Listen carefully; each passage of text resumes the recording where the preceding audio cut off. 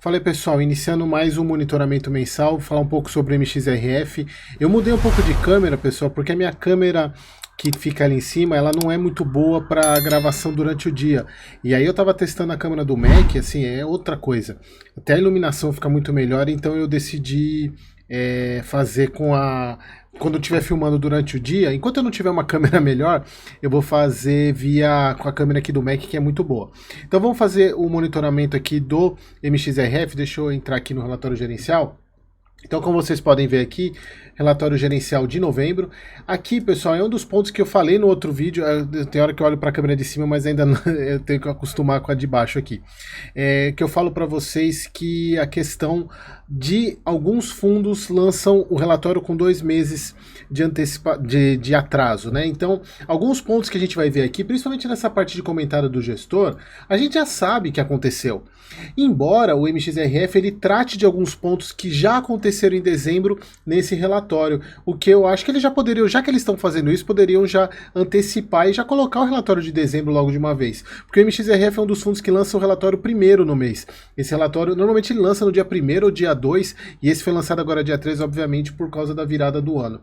Então aqui só a questão do overview do fundo. Aqui não está considerando o resultado ainda da sexta emissão, porque ela está finalizando. Se eu não me engano, acho que foi ontem. Ontem, agora também não sei que dia que vocês estão vendo esse vídeo, foi no dia 4, que eu estou gravando esse vídeo no dia 5. No dia 4 encerrou a parte da oferta, da parte de montante adicional e sobra. Então deve estar para acabar logo a emissão, e aí deve sair o resultado final, aí eu trago para vocês. Então, como a emissão, se eu não me engano, eu tenho até aqui o prospecto dela, que depois eu tenho um vídeo no canal aqui que eu falei, na hora que eu estiver falando da emissão, eu vou até marcar ele aqui para vocês, mas só para lembrar, foi de 600 milhões a emissão. Então, se a gente pegar aqui o patrimônio do fundo, ele está em 2,5 bi 555, ele vai para um pouco mais de 3 bi de patrimônio. Ele está com valor patrimonial de 9,86, está sendo negociado muito caro. No dia de hoje, dia 5, ele está por volta de 10,60 para vocês terem uma noção. Isso eu vou mostrar lá na parte de sensibilidade, como isso impacta no resultado. Por isso que eu venho falando que o MXRF continua um fundo muito caro. Taxa de administração 0,9, muito baixa, muito bacana isso.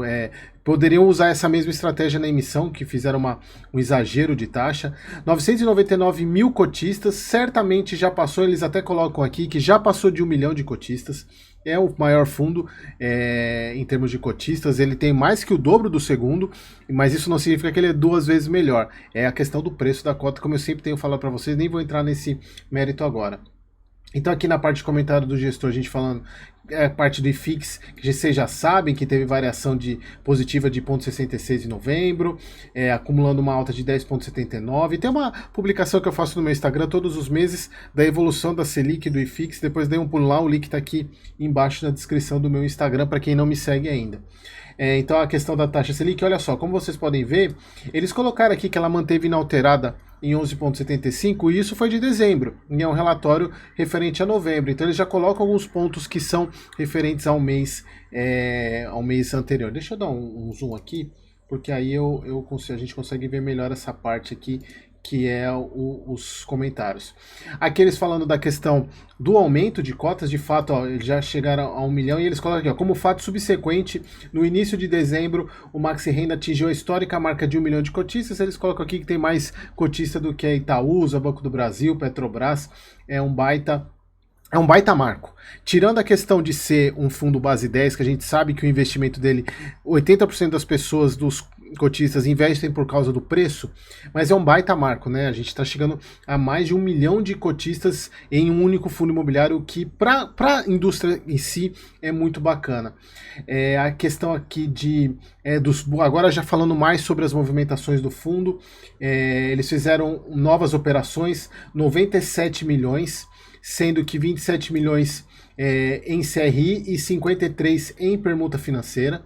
Então eles movimentaram, eles colocam que não movimentaram tanto assim, mas foi uma movimentação interessante que reduziu o caixa, inclusive, do fundo, como a gente vai poder ver daqui a pouco. Aí eles colocam aqui aquilo que eu já falei para vocês, que eles visam 80% do PL em CRI e 20% em permuta financeira. Não vou explicar o que é permuta financeira aqui, pessoal, vocês procurem aí no meu canal, eu sempre falo dela quando eu tô falando do MXRF, tem vídeo explicando o que é permuta financeira, então quem já me segue aqui já sabe o que significa, então procura aí no canal que vocês vão ver que tem bastante vídeo sobre permuta financeira. Aqui a questão do pagamento, menor do que o mês passado, embora continue sendo 11 centavos por cota, mas se eu não me engano, o mês passado foi 0,116 ou 11,4 e hoje dessa vez foi 109, né? Então eles reduziram porque houve uma redução do valor de recebimentos do fundo. Bom, aqui a questão que o fundo, ele colocou aqui que o fundo encerrou a alavancagem com 62 milhões, que é pouquinho, não tem, a gente nem perde muito tempo falando da alavancagem do MXRF. Eles colocam aqui que, como fato subsequente no decorrer de dezembro, o fundo quitou todas compromissadas em CRIs em aberto, então a gente vai ver o efeito disso no próximo mês, tá? Aqui a distribuição de ponto 11, como eu falei para vocês. Olha só, aqui, que eu até tinha falado que a gente não tinha como saber algumas coisas, né? A gente não tem como comparar com o mês anterior, mas eu peguei a planilha de fundamentos que tem até aqui, ó, se você clicar nesse ponto aqui, ó, tem a planilha de fundamentos. Deixa eu abrir ela aqui para vocês.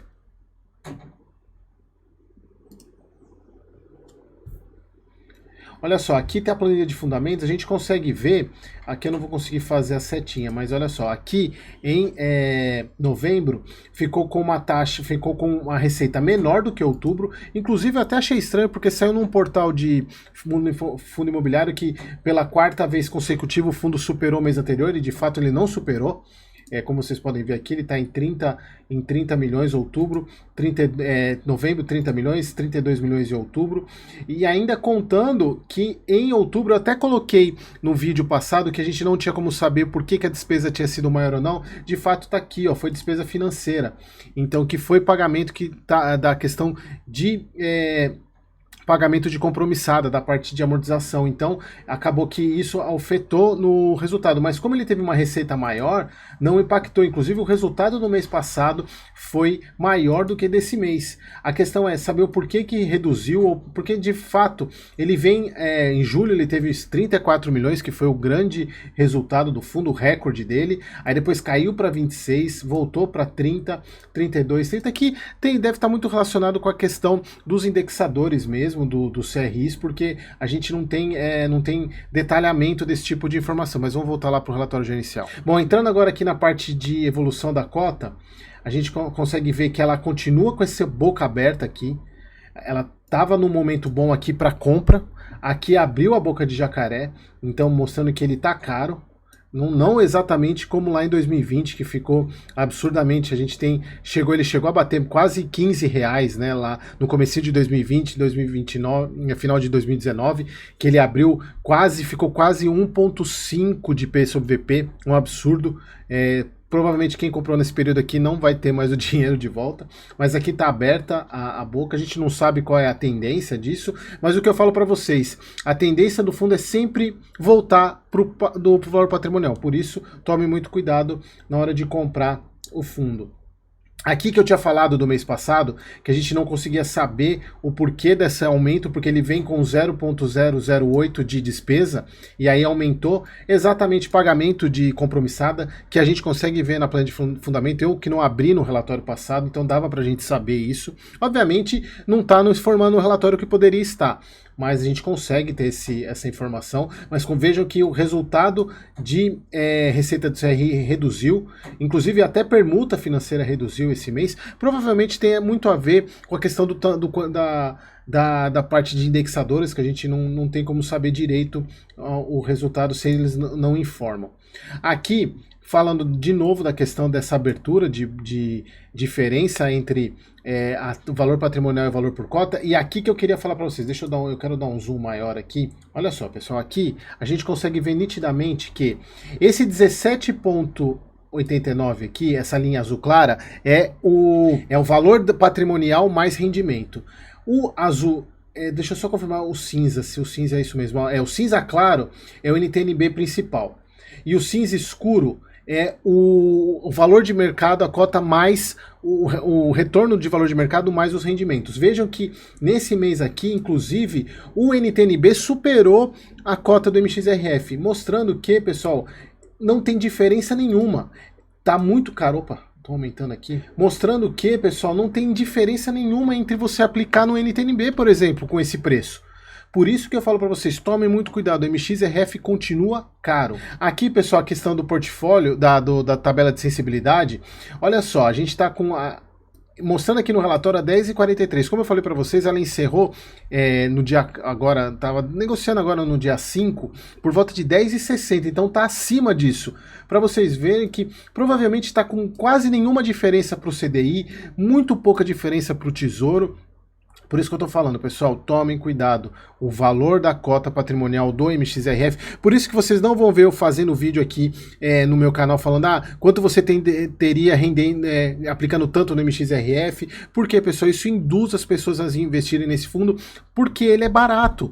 Por isso, barato que eu digo, o preço nominal da cota é barato, mas aqui a gente consegue ver como ele é caro. Como ele está caro já há algum tempo, e a gente consegue ver lá naquela boca de jacaré referente a diferença para a cota patrimonial e a cota de mercado. Aqui, pessoal, eu deixei gravado isso daqui, até para voltar num assunto referente à emissão, porque é o seguinte, hoje a carteira do fundo, na questão de CRIs, ele está com uma taxa média de 2,62, no parte de IPCA 7,94, obviamente com a marcação subiu um pouco para 8,70, parte de GPM 5%, mas eu quero mostrar para vocês aqui na emissão, se de fato ela concretizar e eles adquirirem o que eles colocaram. Até tem um vídeo, esse vídeo aqui, que eu falo sobre a questão da emissão em si, é um vídeo só sobre a emissão, mas eu quero mostrar aqui a questão da destinação dos recursos.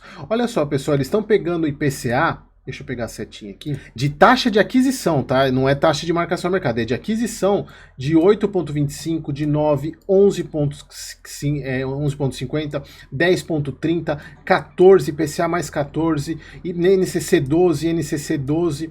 Então, se a gente pegar aqui, provavelmente essa taxa aqui vai subir para próximo de 9, se a gente fizer as contas. Então, tá aumentando o risco do MXRF.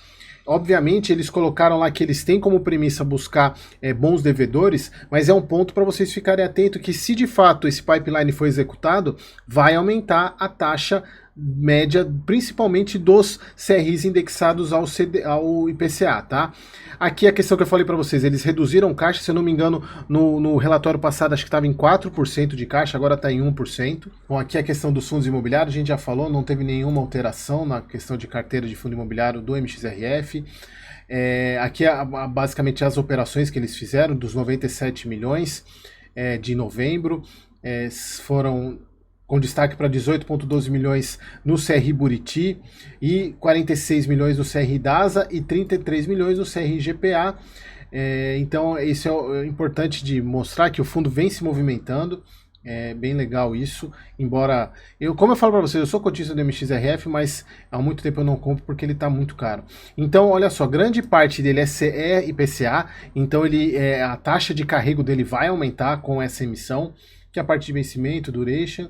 Aqui a parte de compromissada, que eu falei no relatório passado, não teve nenhuma alteração, e é muito pouco, 0,53 o PL, então a gente nem perde muito tempo com isso. Aqui é a carteira dele de CRIs. Aqui eu sempre gosto de falar isso, essa parte de explicação de cada um dos CRIs é muito bacana. Vale assim, os outros fundos poderiam seguir essa metodologia, que eles colocam exatamente quais são as garantias de cada CRI, a parte de um explicativo de quem são os devedores, muito legal. Isso aqui eu acho bem bacana, essa explicação do MXRF. Aqui chegando para finalizar aqui a parte de permuta financeira. que é importante de falar, pessoal, que até eles colocam aqui, que mesmo não sendo uniforme, eles consideram como não recorrente, quer dizer, que não é não recorrente. Então eles até colocam aqui, os fluxos não devem ser enquadrados como esporádicos ou não recorrentes como ganho de capital, apenas seguem dinâmica natural de pagamento dos mutuários, porque obviamente permuta tem uma outra dinâmica de pagamento, mas não é considerado como resultado não recorrente do fundo. E aqui, se a gente pegar, eu quis até mostrar aqui que provavelmente com a emissão não deve aumentar a taxa. Se a gente pegar aqui, ó, NCC 12, 12, 12, aqui a gente está mais ou menos por isso também, ó, não deve aumentar a questão da taxa das permutas, o que deve aumentar a taxa de carrego dos CRIs. Bom, aqui a parte de permuta financeira e aqui uma explicação de cada uma delas. Bom, pessoal, era isso que eu queria passar para vocês do MXRF. É só para a gente ficar atento principalmente na questão, deixa eu voltar aqui para mim, na questão do aumento. Vamos ver quando sair o resultado final, quanto que foi captado dessa sexta emissão. A gente volta a falar aqui, quem sabe no próximo relatório a gente já tenha mais informações, tá bom? Espero você no próximo vídeo. Pessoal, em tempo, antes de publicar o vídeo, na verdade o vídeo já estava editado, pronto para sair, tanto é que vocês viram que tem o final do vídeo, mas eu quis colocar esse ponto aqui porque hoje, no dia 5, saiu o resultado da emissão. Eu quero mostrar para vocês aqui. Deixa eu voltar aqui. Olha só, eles fizeram a captação, o MXRF, de 750 milhões. Então a oferta era de 600 milhões, então eles fizeram a captação não somente do montante inicial, mas também os 25% de lote adicional. E aqui, pessoal, a gente vê que grande parte veio de pessoas naturais. Por quê?